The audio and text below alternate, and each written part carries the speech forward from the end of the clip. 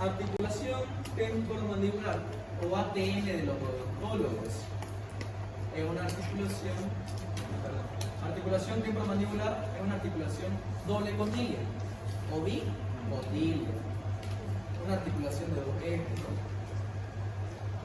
La mayoría de las articulaciones están revestidas por cartílago hialino,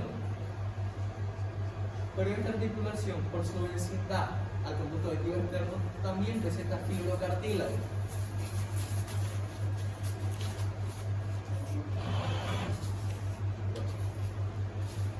En las articulaciones nosotros debemos saber superficies articulares, medios de unión, función, irrigación e inervación. En las superficies articulares tenemos la raíz transversa del hueso temporal o tubérculo articular, la cavidad plenoidea, la fosa mandibular, ¿de acuerdo? Que se encuentra dividida en dos porciones por una fisura. ¿Qué fisura era? ¿Cuál?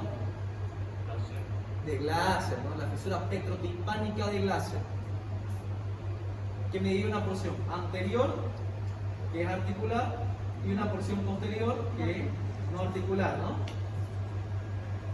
Asimismo, la articulación presentará un menisco, el disco articular, que es bicóncavo ovalado y presenta un extremo medial grueso. Va a presentar una altura en el borde periférico, en la parte posterior de 3 a 4 milímetros y en la parte anterior de 2 milímetros. Nos pasamos a la cápsula articular. ¿Qué es una cápsula articular? Es una membrana de tejido conectivo o conjuntivo que tiene forma de un manguito hueco. En lo general presenta un extremo superior y un extremo inferior, es decir, va a presentar dos inserciones.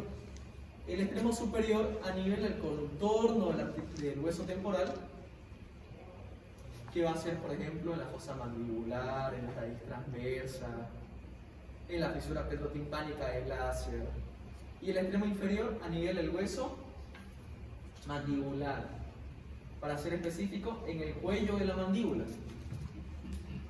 Bien, la cápsula articular va a estar constituida por fibras largas, que son superficiales, que se extienden desde el hueso temporal a la mandíbula, y por fibras cortas. Estas fibras cortas van a ir de ambos huesos, es decir, tanto del temporal y de la mandíbula, a la periferia del disco articular, formando así un freno, el freno discal posterior.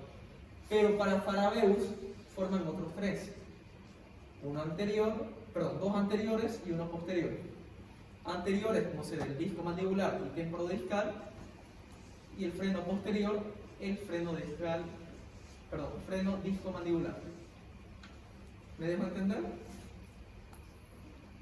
Existe una membrana, la famosa membrana sinovial, ¿no?,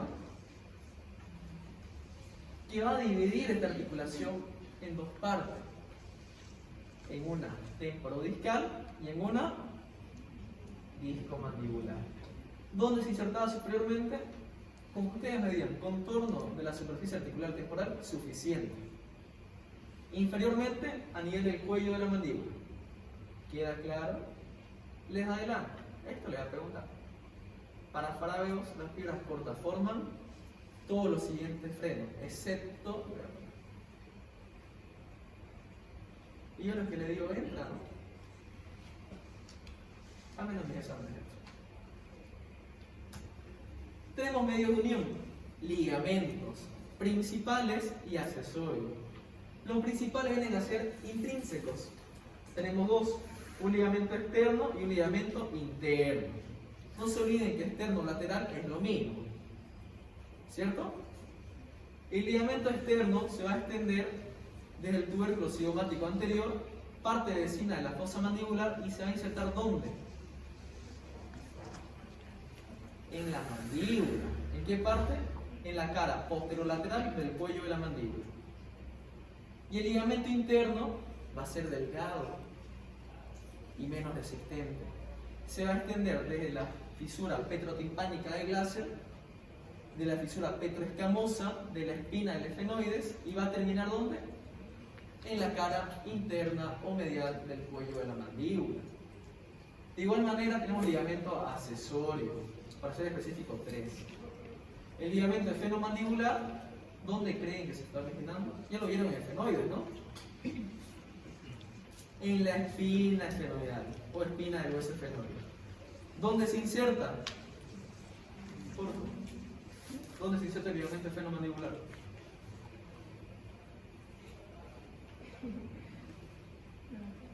En la língula de la mandíbula, ¿no? O la famosa espina de estilo. Bien. Luego tenemos el ligamento estilomandibular. ¿De dónde a dónde se extiende? De la apófisis estiloide del hueso temporal y termina en la mandíbula. Se forma como una regresión fibrosa de un músculo, del músculo estilopiloso. Luego tenemos el grafo pteriomandibular. Cuando entramos a biología en la cabeza, les adelanté de dónde surgía este grafo, ¿se acuerdan?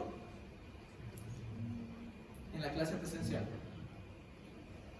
¿De dónde? Es una intersección tendinosa de dos músculos, del bucinador y del constrictor. ¿Qué constrictor? Superior de la faringe. Superior de la faringe. ¿Dónde se va a insertar? En el gancho de la lámina medial de la apófisis pterigoides. ¿Dónde termina? Por detrás del último molar. Les pregunto, ¿del maxilar o de la mandíbula? El maxilar. De la mandíbula.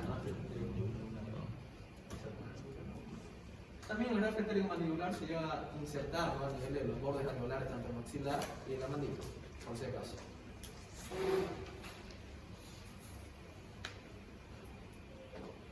Desde la vista externa podemos ver 3 ligamentos, bueno, 2 ligamentos. El ligamento efenomandibular, que se extiende ¿de dónde? De la espina del efenoides hasta la língula de la mandíbula. El ligamento lateral, que es más grueso y es triangular, ¿de dónde a dónde se extendía? Alguno que me lea. ¿De dónde a dónde se extiende? Lea. Tubérculo cigomático anterior, parte de cima de la fosa mandibular y termina en la parte posterolateral del cuello de la mandíbula. Bien. Si yo pongo teoría en la diapositiva para que ustedes lean, ¿ya? Y para que me sigan. Luego tenemos el ligamento estilomandibular. ¿De dónde a dónde se extiende? De la apófisis estiloides a la mandíbula. Vista medialmente se logra ver el ligamento medial. ¿De dónde se extendía? De dos fisuras, ¿no? De la fisura petrotimpánica de Glaser, en la parte de cima de la fisura petroescamosa y en la espina del efenoides. ¿Dónde se insertaba? En la cara interna del cuello de la mandíbula. ¿Cierto? Este es menos resistente y es más delgado, ¿no? Y a este nivel tenemos la cápsula articular, compuesta por fibras superficiales largas y fibras cortas. Las articulaciones presentan una indigación y una inervación. La indigación va a proceder de las ramas terminales de la carótida externa, de la temporal superficial y de la maxilar interna. ¿Por dónde pasaba la maxilar interna? ¿Se acuerdan? Junto con el nervio aurículo-temporal. Si la responden ahorita me van a agradecer. Ojalá retrocondido igual. Exactamente, los ojal retrocondido de Juvara. ¿Cómo se encontraba delimitado? Por el ligamento efenomandibular y por Cuello de la mandíbula. Y si no hay ligamento efenomandibular, por la fascia interpterioidea, ¿no? Ya que este ligamento nace de ahí, por si acaso. Y la inervación va a estar dado por el nervio aurículo-temporal y el nervio temporal profundo posterior, que es rama del témpano macetérico. Y si yo les digo que está inervado por el mandibular, ¿está bien o no? Sí, ¿no? Porque son ramas. Pero ustedes con que me digan nervio temporomassetérico y aurículo temporal es suficiente. Bien, como les dije, la membrana sinovial va a dividir la articulación en dos articulaciones secundarias. una temporodiscal y una disco mandibular. Ya describimos superficies articulares, medios de unión, ligación, inervación. Nos faltan los movimientos, la función, el mecanismo de acción. Vamos a tener propulsión, que va a significar llevar la mandíbula hacia adelante. Retropulsión, lo contrario, retro de atrás, ¿cierto? Lleva la mandíbula hacia atrás. Inducción o lateralidad. ¿Acompañado de qué músculo? Trivideo lateral. Adelante, ustedes en el examen. Una de sus iniciaciones del fascículo superior. Si vieron el video, ¿ya se le vino a la mente? Sí, ¿no? Inducción o lateralidad.